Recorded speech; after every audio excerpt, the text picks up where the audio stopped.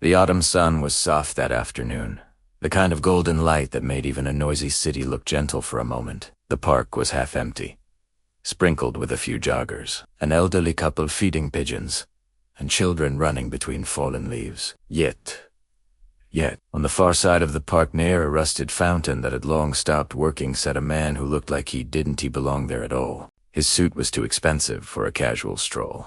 His wristwatch gleamed with the kind of polish that came from wealth, not sentiment. And even though he sat on a public bench, he looked isolated, like a king who had fallen from his throne and didn't know where to stand anymore. His name was Ethan Hawley, CEO of Hailtech Industries, a company everyone in the city recognized. A man known for confidence, power, and decisions that shaped the lives of thousands.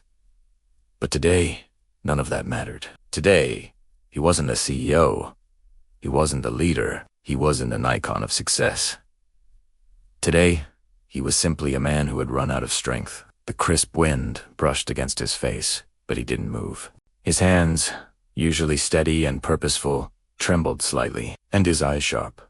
Calculating, eyes were red, tired, and wet. He tried to blink away the moisture, but it only made the tears fall faster. He leaned forward, elbows on his knees, head low, shoulders heavy with a weight no one else could see. For months he had been pretending to be strong, pretending to know the answers, pretending he wasn't breaking inside. But the facade had finally cracked, and all that remained was a man sitting alone on a park bench, crying quietly into his hands. He wasn't used to crying. He didn't know how to do it. The sound that escaped him was a soft, shaky breath, almost fearful.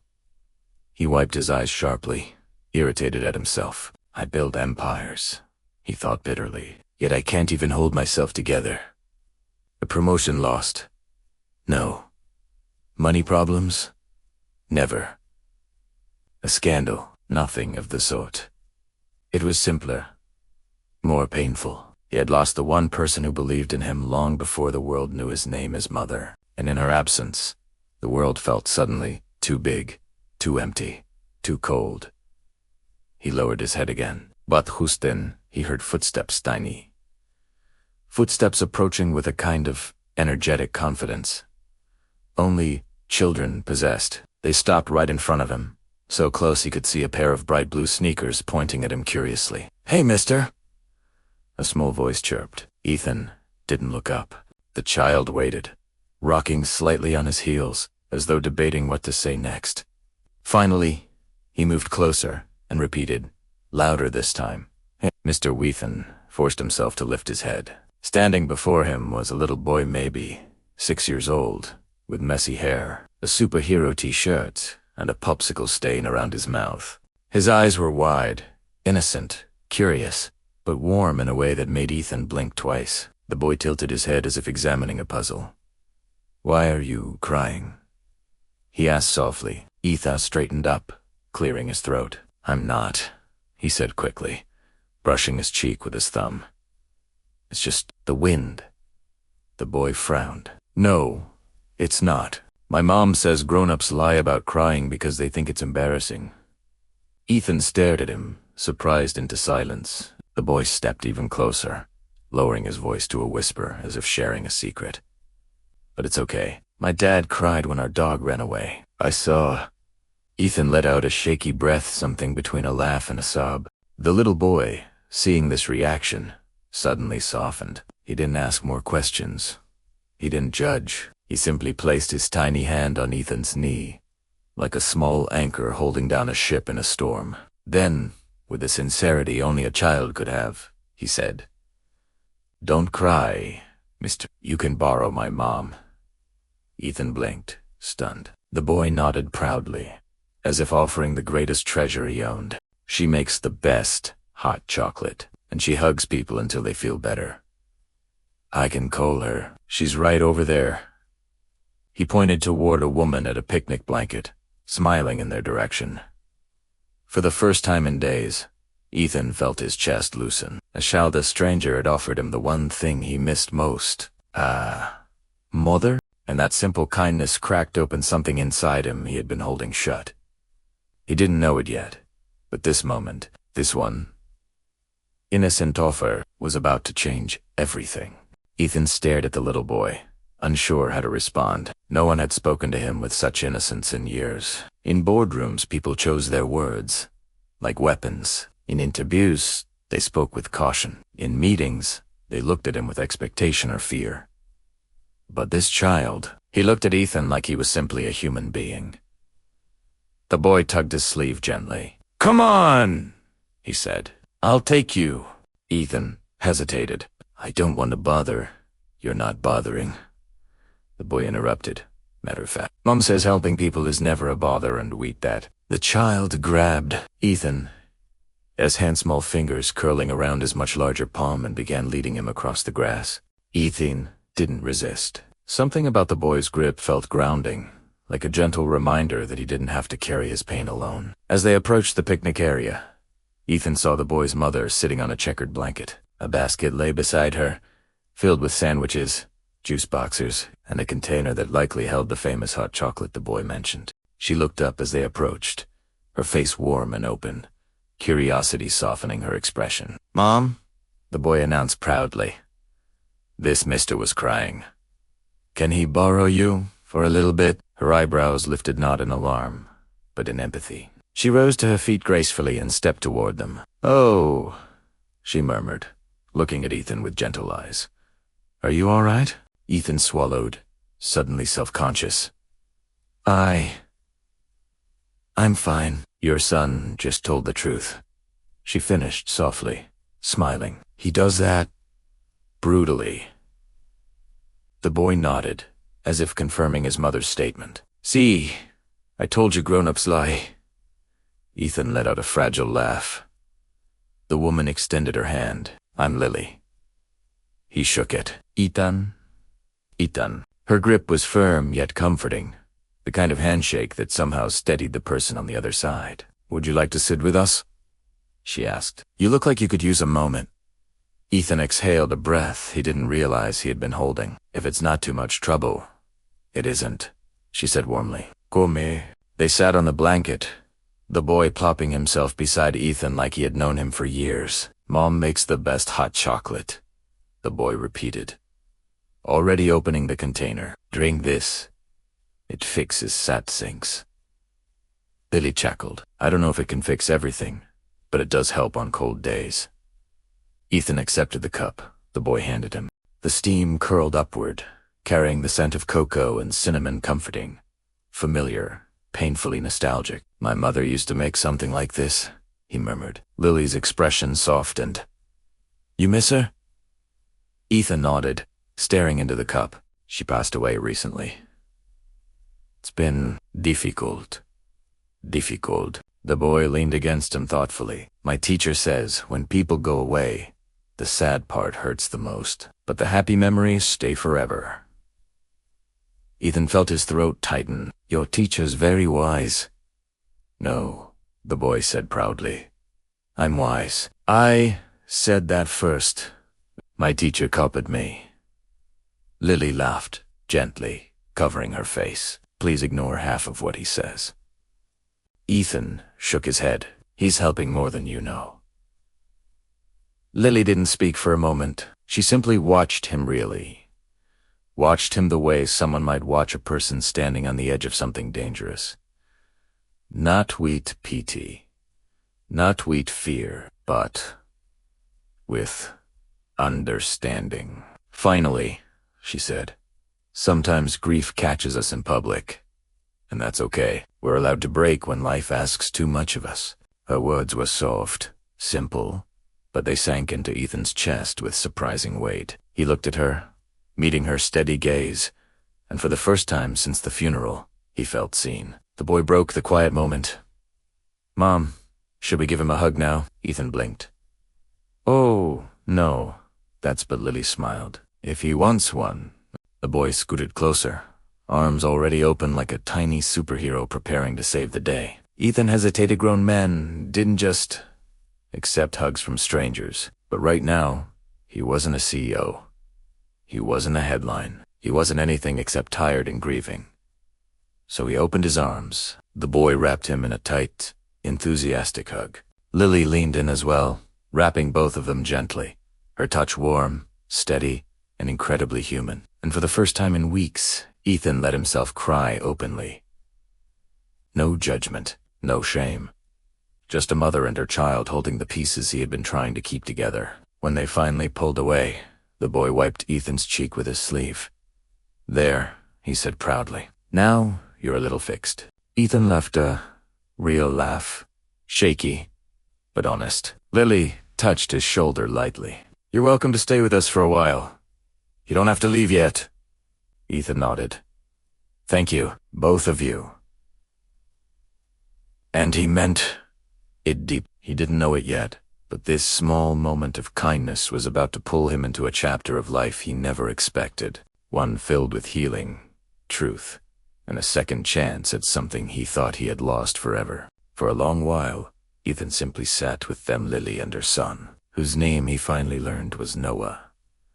The breeze rustled through the trees, brushing past them like a gentle reminder that even the hardest days eventually soften. Ethan felt strangely safe on that blanket, surrounded by two strangers who treated him with more warmth than people he had known for years.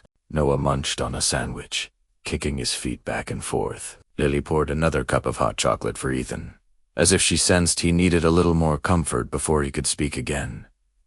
"You don't have to tell us anything," she said quietly. "Sometimes people just need company, not questions." Her words were kind, but for some reason, Ethan found himself wanting to talk. Maybe because there was no agenda here. No board meeting, no shareholders, no reporters, just a little boy and his gentle mother. "No," Ethan said softly.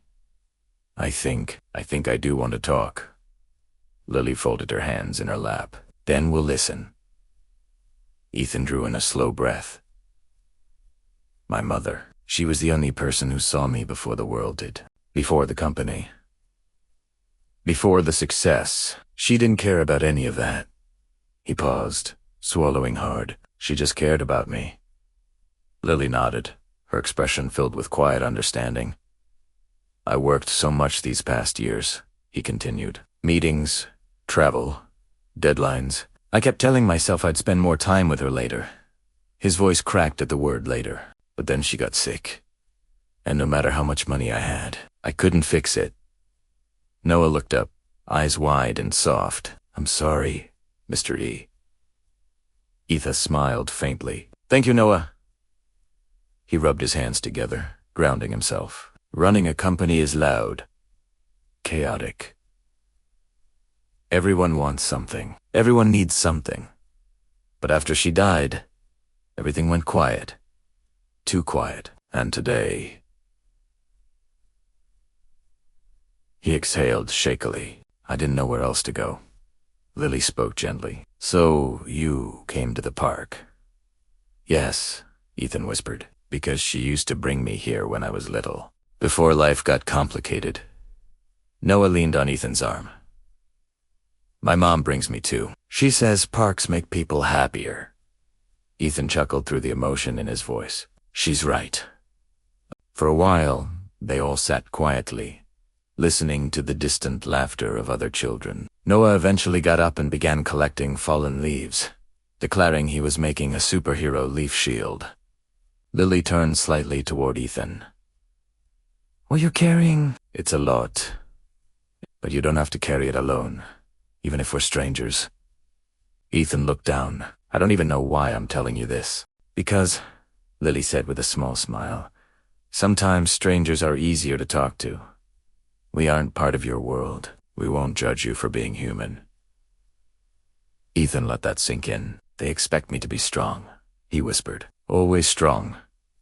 "There's more strength in admitting you're hurting," Lily said. He glanced at her. "Do you always know the right thing to say?" She laughed, softly. "No, but I know what it's like to lose someone." Ethan's eyes soft. "Your husband." She hesitated. Then she nodded. "Accident. 3 years ago." Noah was too little to understand. I had to hold myself together for him, even when it felt impossible. She looked toward her son, who was now attempting to tape leaves to his shirt. But kids have a way of pulling you forward, even when your world stops.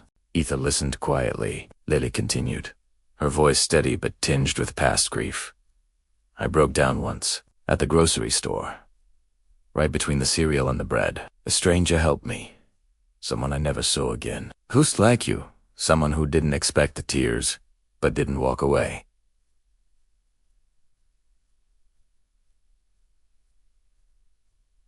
She smiled. That moment saved me in a way no one else could. Ethan breathed in deeply, absorbing her words. So today, she said gently, we can be that for you. A lump formed in Ethan's throat. Thank you. Truly. Before Lily could reply, Noah Runbach leaves taped all over his shirt and arms. Mr. Ether, he announced proudly. Look, I'm Leaf Man, protector of sad people. Ethan laughed really left-handed. It startled him. The sound felt foreign but wonderful. Like a piece of himself he thought he'd lost had suddenly returned. Noah stood tall, hands on his hips. I can protect you too. Ethan placed a hand on the boy's head. I feel safer already. Lily watched the two of them. Something warm flickering in her eyes.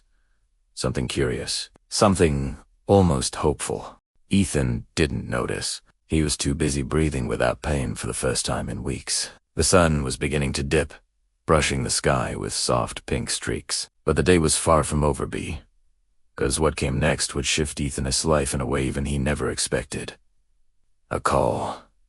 A choice, and something that began to feel dangerously close to fate. The sun dipped lower, turning the sky into a watercolor of orange and violet. The park lights blinked on, one by one, glowing like quiet guardians. Ethan watched them flicker to life, feeling strangely connected to their soft glow like he, too, was slowly turning back on after being dim for so long. Noah was now running in circles, shouting, Leaf Man protects the world. While Lily packed away the picnic things, her movements gentle and practiced. Ethan helped fold the blanket, but Lily shook her head lightly. You don't have to.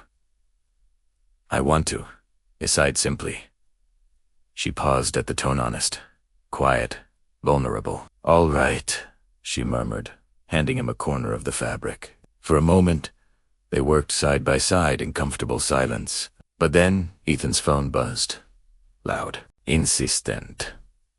The world he had fled from was calling him back. His jaw tightened. Lily noticed. You should answer, she said softly. He didn't want to, but he did. He stepped a little away, pressed the phone to his ear. Yes. A voice on the other end rushed through, details urgent, frantic, drowning in corporate panic. Sir, the investors need your decision tonight. The board wants an emergency meeting. The contract is in jeopardy. Ethan closed his eyes. Even here, even now, the weight tried to pull him back. I'll handle it later, Ethan said firmly. But sir, later, he repeated, and hung up. He stared at the phone for a long moment before slipping it into his pocket. When he turned back, he found Lily watching him quietly. You run a big company, don't you? She asked gently. He managed a small, tired smile. Something like that. And today, she said softly, you ran away from it.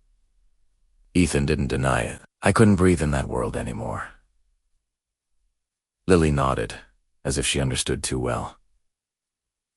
Grief does that. It changes what matters. Then, she added, and sometimes it gives us a chance to choose differently. Ethan felt something shift inside him, a slow, powerful realization. Before he could speak, Noah crashed into him with a hug from the side. Are you going home now, Mr. Ethan? The boy asked. I don't know, Ethan admitted honestly. You can come with us, Noah said immediately. We can eat noodles. Mom makes noodles with magic. They taste better when people are sad. Lily laughed under her breath. They do not have magic. They do, Noah insisted. Tell him, Ethan laughed, shaking his head. Maybe another day, Leaf Man. Noah pouted dramatically. Promised. Ethan hesitated, then knelt to Noah's level. Yes, I promise. Satisfied, Noah ran off to collect his leaf armor. Lily watched him, a soft smile playing on her lips. Then she turned to Ethan. "He really likes you," she said. Ethan looked at her really. Looked at her. "I like him too. A bit, and I appreciate you more than you know." Lily tucked a strand of hair behind her ear. "People come into our lives at strange times, Ethan. Sometimes they're just passing through. Sometimes they're meant to stay."